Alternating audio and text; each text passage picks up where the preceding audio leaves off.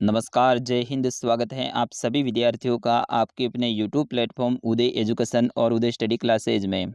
विद्यार्थियों, आज के इस वीडियो में अपन डिस्कस करने वाले हैं बोर्ड परीक्षा 2023 की दृष्टि से इम्पोर्टेंट कक्षा 8 के सामाजिक विज्ञान के पेपर के बारे में, जिसको राजस्थान बोर्ड ने जारी किया है, जो कि आपके लिए वेरी वेरी मोस्ट इंपॉर्टेंट रहेगा।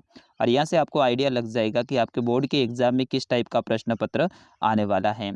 विद्यार्थियों, सबसे पहले आपको ध्यान रखना है कि आपका जो पूर्णांक है, यानी जो आपका पेपर है, वो 80 नंबर का आएगा और 80 में से 80 नंबर आपको लाने हैं सामाजिक में। तो इस वीडियो को अंत तक देखिएगा और ज़्यादा से ज़्यादा इस वीडियो को लाइक करना है और इस वीडियो को ज़्यादा से ज़्यादा शेयर करना है। अभी तक आपने हमारे चैनल को सब्सक्राइब नहीं किया तो चैनल को भी सब्सक्राइब जरूर कर दीजिएगा। इस पेपर को डाउनलोड करना है तो भी मैं वीडियो के बीच में आपको बताने वाला हूँ। सबसे पहले देखिए, आपको जो समय है वो 2.5 घंटे का दिया जाएगा और आपका पूर्णांक है वो 80 नंबर का रहेगा। और इस पेपर को मैं फटाफट अंदाज में हल करवाने की कोशिश करूंगा ताकि कम समय में सारे प्रश्नों को अपन कर पाए।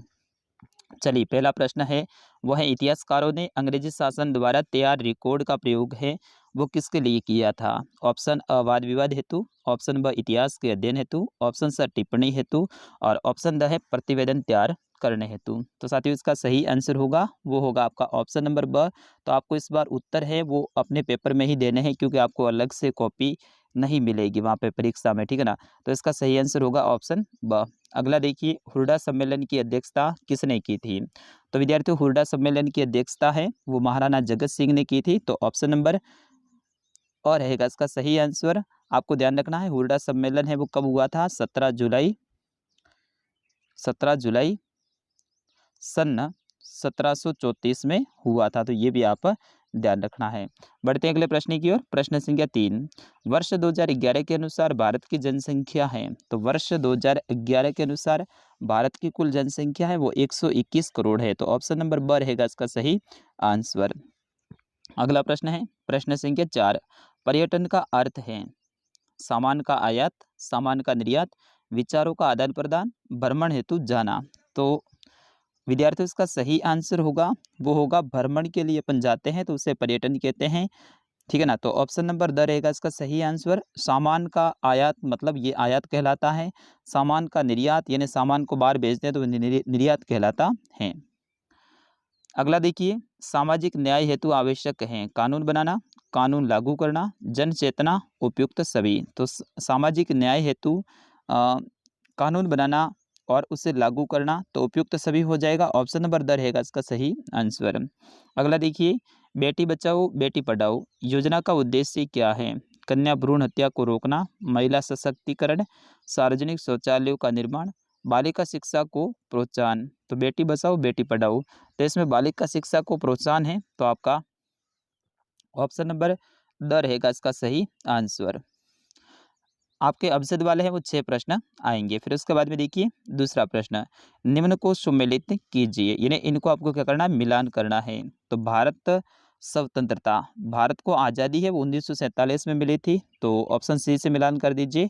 घुमंतु कृषि, तो घुमंतु कृषि है वो कांटों को जलाकर की जाती है, तो ऑप्शन ए से मिला दीजिए। पाश्चात्यवादी यानी संस्कृत भाषा के जो जानकार उससे पाश्चात्यवादी कहते हैं। और बाल विवाह ये कानूनी अपराध हैं, तो इस तरह से आपको इनको मिलान कर देना है। इंग्लिश मीडियम वाले विद्यार्थी भी इसको देख लीजिएगा। बढ़ते हैं अगले प्रश्न की ओर। अगला प्रश्न है, रिक्त स्थान की पूर्ति कीजिए। पहले देखिए, संविधान के अनुसार सरकार के अंग विधायिका, कार्यपालिका और न्यायपालिका होता है, तो इस तरह से आप यहाँ पे लिख सकते हैं। फिर उसके बाद में देखिए चौथा प्रश्न, ग्राम पंचायत का प्रमुख सरपंच होता है। ग्राम पंचायत का कार्यकाल 5 वर्ष का होता है। अगला देखिए, प्राकृतिक संसाधन प्रकृति से प्राप्त होता है, तो यहाँ पे आप लिख दीजिए प्रकृति, ठीक है ना, प्रकृति से। और प्राकृतिक संसाधनों का उदाहरण, तो प्राकृतिक संसाधनों का उदाहरण आप यहाँ पे आप लिख सकते हैं पत्थर, लकड़ी, पेड़ पौधे, वनस्पति, ये सारे के सारे प्राकृतिक संसाधन होते हैं। अगला देखिए, आदिवासी शब्द का अर्थ क्या है? आदिवासी शब्द का अर्थ क्या होता है वो आप जरूर बताइएगा। और ये कहाँ निवास करते हैं? तो ये ज़्यादातर जंगलों में निवास करते हैं। अगला देखिए, जनसंख्या वितरण को एवं कारक प्रभावित करते हैं। तो जनसंख्या वितरण को जन्म, मृत्यु और प्रवास हैं प्रभावित करते हैं? तो यहाँ पे जन्म मृत्यु आप लिख सकते हैं, ठीक है ना, यहाँ पे जन्म और यहाँ पे मृत्यु। अगला प्रश्न है, निम्न प्रश्नों के उत्तर दीजिए। प्लासी का युद्ध किन किन के बीच में हुआ था? विद्यार्थियों, आपको आता है तो आप जरूर मुझे कमेंट करके बताइएगा। अगला प्रश्न है, 19वीं सदी से पूर्व आदिवासी समूहों में प्रचलित आर्थिक गतिविधियां कौन कौन सी थी? वेरी वेरी मोस्ट इंपॉर्टेंट है। वे लोग क्या करते थे? खेती करते थे, कैसी करते थे, कहाँ पर करते थे, घुमंतू खेती करते थे, कौन सी करते थे, वो सारी बातें आपको यहाँ पे लिखनी है। अगला प्रश्न है कि पाश्चात्यवादी शिक्षा के समर्थक विद्वानों के नाम बताइए। पाश्चात्यवादी मतलब होता है ऐसी शिक्षा जो कि संस्कृत के जानकार यानी संस्कृत भाषा का प्रचार प्रसार करते हो, और उनके विद्वानों के नाम आपको बताने हैं। अगला देखिए, 17वीं शताब्दी के भारतीय सूती वस्त्रों की कोई दो विशेषताएं बताइए। तो 17वीं शताब्दी में भारतीय सूती वस्त्रों की कोई दो विशेषता बतानी है। तो ये क्वालिटी में बहुत ही शानदार होते थे, यानी सर्वोत्तम क्वालिटी के होते थे। और दूसरे हैं कि इनकी मांग बहुत अधिक होती थी और ये मजबूत होते थे, ठीक है ना। अगला प्रश्न है प्रश्न संख्या 10। इसमें आपको दो प्रश्न मिलेंगे। 1857 की क्रांति के क्या कारण थे? तो यहाँ पे तत्कालीन कारण आपको बताने हैं उस समय के। तो ज़्यादातर है वो आप बता सकते हैं कि कारतूस के ऊपर ऐसी बात कही गई है कि भाई चर्बी वाले कारतूस थे, उनको मुंह से खोलना पड़ता था। इससे हिंदू और मुस्लिम दोनों ही धर्मों को लगता था कि हमारा धर्म भ्रष्ट कर रहे हैं। और किसानों के ऊपर अत्याचार भी काफ़ी ज़्यादा कर रहे थे अंग्रेज। इस कारण से भी ज़्यादातर जो सैनिक हैं वो किसान परिवार से ताल्लुक़ रखते थे, तो इस कारण से उनमें भी क्रांति की आग भड़क गई थी। और भी कई सारे थे, ठीक है ना, वो सारे कारण आपको यहाँ पे लिखने हैं। अगला है, स्थायी बंदोबस्त प्रथा क्यों असफल रही? तो स्थायी बंदोबस्त के बारे में आप अच्छे से याद कर लीजिएगा। फिर उसके बाद में 11वां प्रश्न है कि गैर परंपरागत ऊर्जा स्रोत क्यों महत्वपूर्ण है? कोई दो गैर परंपरागत ऊर्जा के उदाहरण बताइए। अगला प्रश्न है प्रश्न संख्या 12। कृषि से आप क्या समझते हैं? कृषि से प्राप्त कोई दो उत्पादकों के नाम बताइए। एक ही भूखंड पर एक ही किस्म के ज़्यादा पौधों को उगाना कृषि कहलाता है, जिसके अंदर अपन जल भी देते हैं। और कृषि से प्राप्त दो उत्पादकों के नाम बताने हैं तो खूब सारे हैं, ठीक है ना। तो इनमें आप पशुपालन भी लिख सकते हैं, क्योंकि ये भी एक कृषि से संबंधित ही गतिविधि है। अगला देखिए, उद्योगों की अवस्थिति को प्रभावित करने वाले कारकों का वर्णन कीजिए। तो कच्चे माल की उपलब्धता के आधार पे जमीन और जल परिवहन, ये सारे के सारे क्या हैं? उद्योगों की अवस्थिति को प्रभावित करने वाले कारक हैं। अगला प्रश्न है, इनका फुल सॉल्यूशन चाहिए, यानी पूरा का पूरा पेपर है, उसके अंदर मैं उत्तर लिख के आपके लिए लेके आऊँ, तो आप कमेंट में जरूर कीजिएगा सर इसका फुल सॉल्यूशन लेके आइए, यानी उत्तर सहित लेके आइए। तो मैं दोबारा से वीडियो बनाऊंगा, आप टेंशन मत रखना, ठीक है ना। सारे प्रश्नों के उत्तर भी लिख दूंगा। अगला देखिए, सरकार द्वारा संचालित कोई दो कृषि योजनाओं के नाम लिखिए। तो खूब सारी योजनाएं हैं, उनमें से तारबंदी योजना भी आप बता सकते हैं। तारबंदी योजना है, मेड़बंदी योजना है, तो ये सरकार के द्वारा कृषि के ऊपर चलाई जा रही है। अगला देखिए, राजस्थान के प्रमुख वृहद उद्योगों के उदाहरण दीजिए। तो सीमेंट उद्योग है, इसके साथ ही चक्कर उद्योग भी अपने राजस्थान में है, और ग्रेनाइट उद्योग है, ठीक है ना, पत्थर उद्योग अपन कह सकते हैं जिसको। अगला है कि राजस्थान के दुर्गों की सुरक्षा हेतु क्या प्रबंध किए जाते थे? तो दुर्गों के चारों तरफ बड़ी बड़ी दीवारें बनाई जाती थी, यानी प्राचीर बनाई जाती थी, और दुर्गों के चारों तरफ नहर खुदवा दी जाती थी या फिर गड्ढे खुदवा दिए जाते थे, और दुर्गों को है ऊंचे पहाड़ी स्थानों पे बनाए जाते थे। इस तरह से आप इनके बारे में लिख सकते हैं। अगला है, पश्चिमी राजस्थान में जनसंख्या घनत्व पूर्वी राजस्थान की अपेक्षा कम है, कारणों को स्पष्ट कीजिए।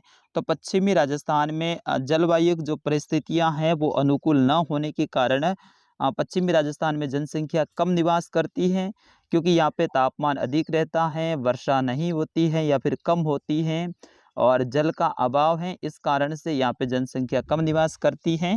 जबकि पूर्वी राजस्थान में मैदानी भाग हैं, उपजाऊ ज़मीन है, और यहाँ पे बारिश भी ठीक ठाक हो जाती है, इस कारण से अधिक जनसंख्या निवास करती है। अगला देखिए, धर्मनिरपेक्षता से क्या समझते हैं? तो राज्य को धर्म से अलग रखने की अवधारणा को धर्मनिरपेक्षता कहते हैं। राज्य का अपना कोई धर्म नहीं होता है, सभी धर्मों को समान मान्यता देता है। अगला देखिए, स्वतंत्र न्यायपालिका से क्या तात्पर्य है। स्वतंत्र न्यायपालिका सभी के ऊपर समान रूप से लागू होती है, चाहे स्त्री हो या पुरुष हो, छोटा हो या बड़ा हो, और चाहे कोई धनी परिवार से हो या फिर गरीब परिवार से हो, सभी के ऊपर न्यायपालिका है वो समान रूप से लागू होती है। कानून की नज़र में सभी लोग समान होते हैं, ठीक है ना। अगला देखिए, सरकार किस प्रकार से सामाजिक न्याय को प्रोत्साहन देती है, कोई दो उदाहरण बताइए। तो ये भी मोस्ट इम्पोर्टेंट रहेगा। अगला है, सरकार द्वारा नागरिकों को दी जाने वाली कोई दो जन सुविधाएं बताइए। अगला प्रश्न है, अलोकप्रिय कानूनों के संदर्भ में जनता सरकार पर किस प्रकार से दबाव बना सकती हैं, इनके बारे में लिखना। ये आपके राजनीति विज्ञान की जो बुक है उसका प्रश्न है। अगला है, लोकतंत्र में संसद की भूमिका का विश्लेषण कीजिए, यानी लोकतंत्र में संसद की क्या भूमिका है वो आपको बताना है। अगला है ना, ये वेरी वेरी मोस्ट इंपॉर्टेंट है, मैप से संबंधित। मैं ये भर के भी आपको बता देता हूँ ताकि अच्छे से आपको याद हो जाए। राजस्थान के मानचित्र में निम्न जिलों को भरिए। सबसे पहले कोटा को भरना है। तो विद्यार्थियों, कोटा, बूंदी, बारा, झालावाड़। तो ये झालावाड़ है, ये आपका कोटा है, ठीक है ना, ये कोटा है, ठीक है, ये कोटा जिला है। फिर उसके बाद में डूंगरपुर, तो डूंगरपुर जिला है विद्यार्थियों, वो ये है। सबसे नीचे ये बांसवाड़ा है, और ये वाला है ना, ये आपका डूंगरपुर है। फिर उसके बाद में सीकर, तो सीकर है वो विद्यार्थियों, वो ये जिला, ये आपका सीकर जिला है।